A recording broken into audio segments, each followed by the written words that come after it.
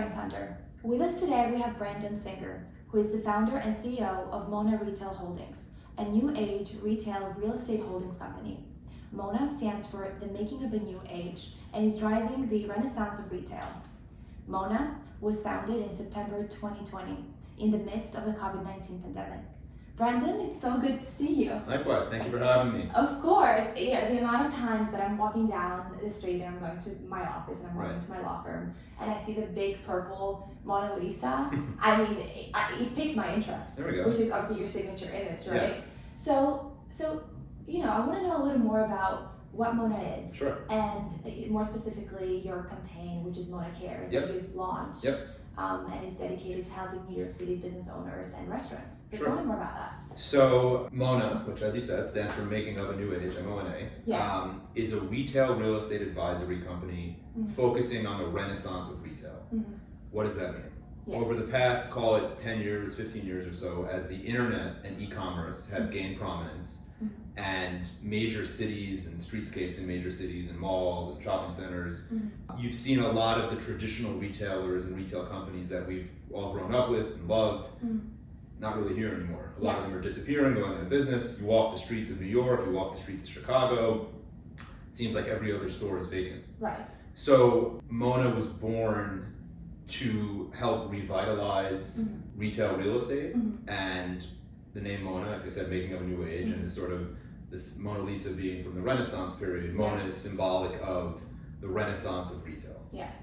Mona Cares is an initiative we launched a few weeks ago, or last week, with a great partner by the name of Roar, which is a Instagram-based Roar.ny initiative to help restaurant workers for their relief, those that were laid off during COVID and lost their jobs. So what we're doing is we're taking a portion of the value of a portion of our commissions, and because you can't give a commission to someone who's not a broker, Right. so we can't give a piece of the commission, we can match it with the value of it. Right. That makes sense. So you're a lawyer, you know that. Yeah. But back to either the proprietor of the restaurant and or Roar to help restaurant workers. So it's somewhat of a sort of a give back to New York and helping New York come back and grow and thrive, and that's what we're doing. That's amazing, and we'll talk about New York coming back and Sure. the famous hashtag New York or Nowhere. Right. But there's been over 1,000 retail chains that have closed in New York City. Yep. And that's more than we've seen pretty much any other year in the last decade. By far. That's shocking to me. Shocking. So how does that fit into Mona's purpose? How do you help in practical ways a former business owner that gives you a call and says, hey, Sure. I need help? So when I launched this, people thought I was out of my mind. People Right. thought, Brandon, are you crazy? It's the middle of COVID. There's people fleeing New York City by the droves. There's different parts of the country that are doing great because there's warmer weather. Again, we launched in September of 2020. Yeah. The winter was coming. A place like New York that is so dense. I mean, these windows here, looking at all these buildings, and the amount when New York's at normal, there's nowhere like it in the world. And the amount, moving from halfway across the world, there's always going to be a need for people to eat restaurants, for people to shop, for people to get their hair done, for people to get their nails done, for people to get their dry cleaning done. These are all potential clients of a firm like mine. Obviously, traditionally we focused on high streets, on Fifth Avenue, on Broadway and Soho, on 34th Street, on Madison Avenue, on Times Square, the retail corridors, meatpacking, so on and so forth, of New York City. And sure, certain pockets of those neighborhoods are littered with vacancy right now, but I think that that's sort of the end result of years and years of brands and companies sort of teetering. COVID wiped them all, not all, but a lot of them out. Yeah. And right now, frankly, it is the emergence of the renaissance of retail. New companies coming in, new brands taking space, proprietors, people with great ideas. Really is a renaissance period. And we'll talk about this Right. because I remember reading this article and this view is controversial.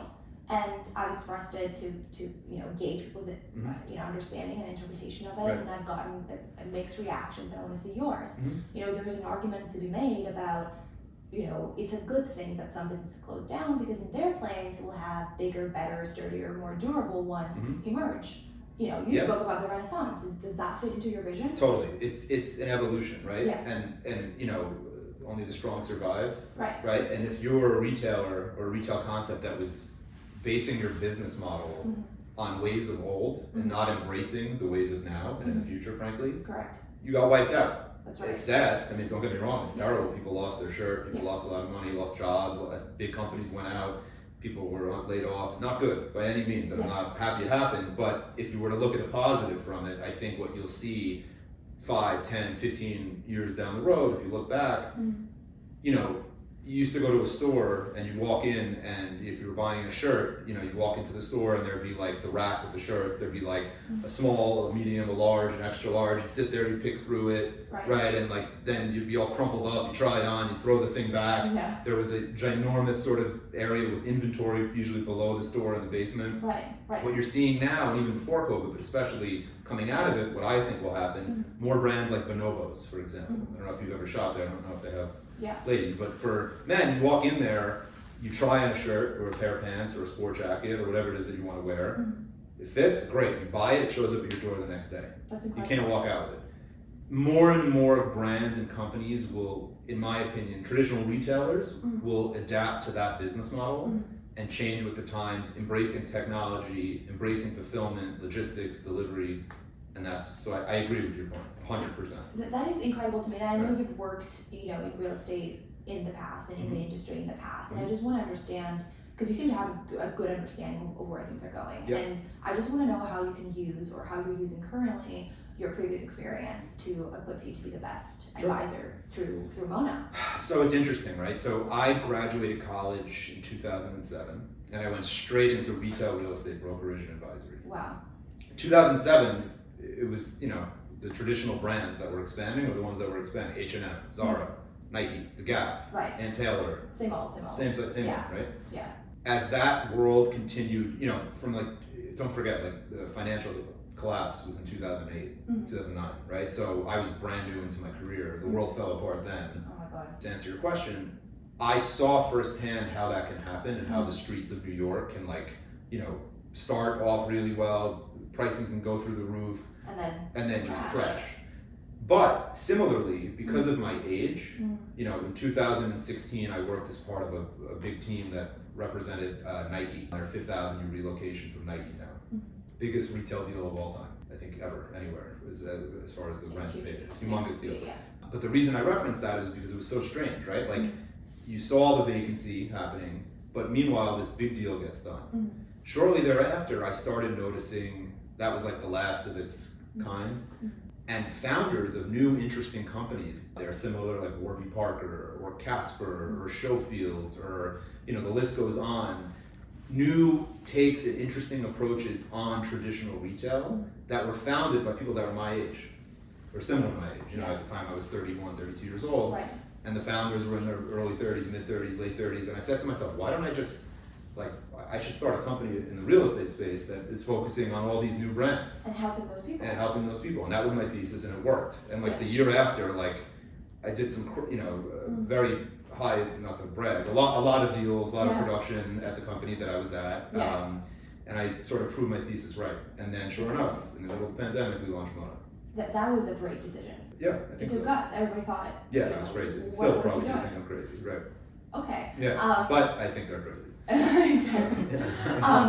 That's how all the great ideas start. So, you know. But I just want to talk also about the outflow of people from New York to Florida, and I'm sure we've all heard about a friend or 5 or 10 that have decided to move to Florida, and saying that Florida is the new New York. I mean, just in the, I think, third quarter of 2020, there was like a 35% outflow compared to the previous year, which I think is, you know, crazy. So what do you think that's just a phase to, I guess, escape the arguably, you know, stricter COVID restrictions here in New York compared to Florida, or do you think it's here to stay? Okay, so first off, let me preface what I'm about to say, that I love Florida. Mona is in the process of opening a Mona Miami office. Great. Okay. Check it out. I go to Florida all the time. Yeah. So that's the first thing I'm going to say. Yeah.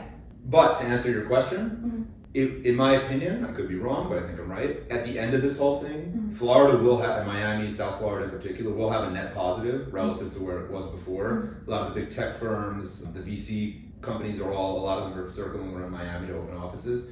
A lot of the New York restaurant brands have opened, you know, it's almost like what happens in Vegas. Like, you know, all these brands that are here, all of a sudden they're in Vegas too. Popping up there. Miami's the next one of that. It's already happening. Right. But as it relates to this like mass migration, I think in time, net positive for Miami, but nowhere even close to what's happened over the past year. I think it's short-lived. There is nowhere like New York. When New York is rocking and people are here, and the culture and the shows, and the Knicks are good, which they are now, thankfully, and the Nets are good, which whatever, and you know, like things are. There's nowhere like it. So, New York or nowhere, right? Like the hashtag exactly. goes. Yeah. Right. And you know, shout out to Liz and Quincy. Those are my friends. That's their brand. No, a year from now, 2 years from now, it's New York. It's the center of the world, and it will be more than fine. It'll be great. I totally agree. Yeah. And just one last question. I just want to ask, have you seen more interest from the landlord side or the tenant side with Mona lately? Both, 50-50. Wow. So we do both. So we represent landlords and we represent tenants. When Right. you see the Monas all over New York, if Yeah. those are clients of ours. With a call me sticker. Text I was like, I want to text call Mona. them. Text Mona. Text Mona, that's Or correct. either or. Exactly. But the others are tenants that we represent. So we're doing both, which is encouraging because it shows that tenants are actually out there, retailers, restaurants, companies are actually out there looking for space. And the landlords, for the most part, are ready to transact, and they're, you know, everyone understands where the world is now relative to where it was pre-COVID. It's going to take time. Deals don't happen overnight. But I think if everyone's patient, probably not that long from an amount of time, New York will feel normal I was going to say, quicker than you can believe. we're talking about patience. Like, what are we thinking about timeline-wise? And this is a debate I'm having with pretty much everyone I'm meeting. So we're already starting to see tours of space, right? That's the first sign. Brands, companies are out there looking to see which store they're going to pick. Right. Offers, letters of intent are being drafted, negotiated. You know, a normal lease transaction takes about a year. Right. Even in the best of times. Right. 6 months to a year. So it's not like a rapid kind of thing. Quick, like day to day. No. Right, which is It doesn't not work like that. right, which is frustrating in today's day and age, especially as everything on earth Moves happens, so fast, you know, Uber, Seamless, Right. whatever. Right. So that business hasn't really, it doesn't work like that. So it's gonna, you know, it's somewhat of a lagging effect. Yeah. But with that said, I believe from what I'm seeing now, the next 6 months or so, right after Labor Day, after fall time in New York is gonna feel like nothing. we're back. Like we're back. That's Honestly, my summer may prediction, also. Yeah, summer too. It may something as well. That's So my prediction. yeah. Well, great. Well, on this positive note, thank you so much for coming today. Sure. Thank you for having me. And thank you so much for watching, guys. Please like and subscribe, and I'll see you next time. Bye. It's that new age, ain't it something special? Yeah, we gon' change the game, we gon' live